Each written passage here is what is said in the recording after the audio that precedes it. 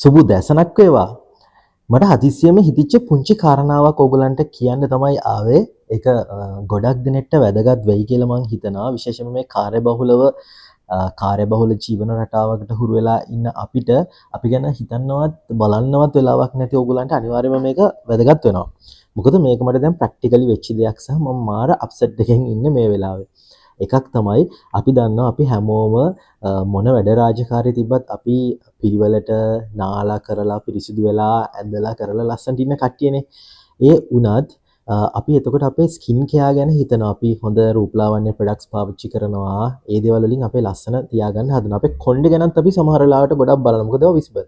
හැබැයි ඔයගොල්ලන්ට අමතක වෙන කාරණාව තමයි දත්. දැන් මම ගත්තාම ප්‍රායෝගිකව මම හැමදාම උදේට රැයට අනිවාර්යයෙන්ම හොඳට දත් මදිනවා. මම ඒක ස්කිප් කරන්නේ නැති තරම්.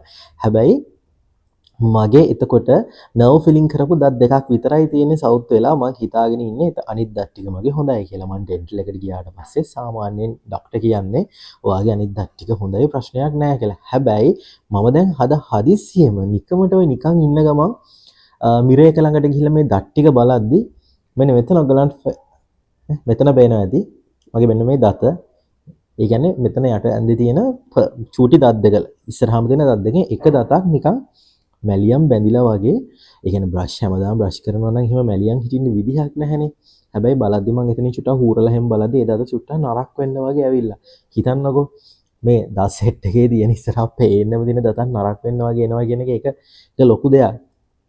මොකද අපිට මේ දතක් ගලවන්න කියලාද? එතකොට හොඳට කොච්චර ඒක කැතට පේනවද? ඉතින් ඔන්න මම ඔයගොල්ලන්ට මේ කියන්නේ මේක චුටි කාරණාවක් වෙන්න පුළුවන් සමහර කෙනෙක්ට. මම කියන්නේ දෙයක් අපිට වියකිලා ගියාට පස්සේ විනාශ වෙලා ගියාට පස්සේ අපිට අහපව එක ගොඩනගා ගන්න බෑ. දතක් වගේ දෙයක් කියන්නේ අන්න ඒ වගේ දෙයක්. ඉතින් ඒක නිසා කොච්චර කාර්යබහුල වුණත් කොච්චර වැඩ රාජකාරී සිද්ධ කරත් ඔයාගේ ඕරල් හෙල්ත් එක ගැන ඔයාගේ දත් ටිකේ සෞඛ්‍ය සම්පන්න බව ගැන අනිවාර්යයෙන්ම හිතන්න බලන්න. මොකද අපි කොච්චර පිළිවෙලට පිරිසිදු හිටියත් අපි කොච්චර අපි හිතනවා අපි හොඳටම පිරිසිදුයි අපි පිළිවෙලයි කොච්චර හිතාගෙන හිටියත් අපිට මේ දේවල් මිස් වෙන්න පුළුවන්. දැන් මම මේක මීට කලින් තව ටිකක් උනන්දු වෙලා ඒ පිළිබඳව අවධානය යොමු කරා නම් එහෙම මම හිතන්නේ මේ දක්වා හරියන්නේ නැති වෙන්න මට ඒක වළක්ව ගන්න තිබ්බා. ඉතින් මට ඒක පසුතැවීමේ කාරණාවක් ඇත්තටම. මම දැන් අද පොයේ දවස ස්කිප් කරලා හෙට අනිවාර්යයෙන්ම අපොයින්ට්මන්ට් එකක් දාලා ඩෙන්ටල් හම්බ වෙන්න යන්න ඕනේ ඩෙන්ටිස්ව. මොකද මේ වගේ දේවල් වුණාට පස්සේ අපිට සමහරවිට කොච්චර සල්ලි වියදම් කරලවත් ඒ දේවල් රිකවර් කරගන්න බෑ.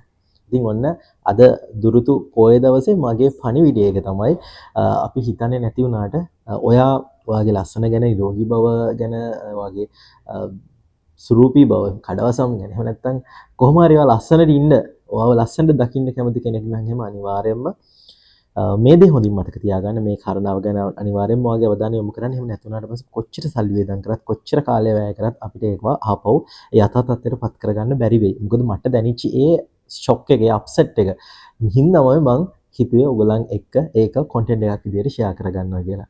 thank you. ගිහින් එන්න.